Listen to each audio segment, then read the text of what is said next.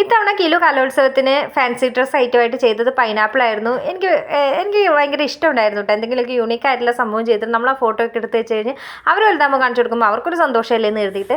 അപ്പോൾ ഇതിനായിട്ട് ഞാൻ ഉപയോഗിച്ചിട്ടുണ്ടായിരുന്ന 4 ചാർട്ടാണ്. മഞ്ഞ കളർ ചാർട്ട്. അതിലൊരു ചാർട്ടിൽ ഒരു ഓവൽ ഷേപ്പ് മാക്സിമം വെട്ടി അവിടെ മാറ്റി വെച്ചിട്ടുണ്ട്. അതെന്താണെന്ന് നിങ്ങൾക്ക് കുറച്ച് കഴിയുമ്പോൾ മനസ്സിലാവും. അത് കഴിഞ്ഞതിന് ശേഷം അടുത്ത ചാർട്ട് എടുത്തിട്ട് അതിനകത്ത് 11 ഇഞ്ച് നീളം, 11 ഇഞ്ച് വീതി. അതാണ് ഞാൻ എടുത്തിട്ടുള്ള അളവ്. നിങ്ങൾ ഏത് അളവ് എടുക്കുകയാണെന്നുണ്ടെങ്കിലും നീളവും വീതിയും തുല്യമായിരിക്കുക, സ്ക്വയർ ആയിരിക്കുക എന്നുള്ളത് മാത്രമേ ഉള്ളൂ. അതിങ്ങനെ നമ്മൾ പൂക്കൂടെയൊക്കെ ഉണ്ടാക്കുന്ന ആ ഒരു രീതിയിൽ വെട്ടിയെടുത്തിട്ടുണ്ട്. അതിനുശേഷം നമ്മൾ ആ ഓവൽ ഷേപ്പിനകത്ത് ഇതിങ്ങനെ കറക്റ്റായിട്ട് വെച്ച് കൊടുക്കുക.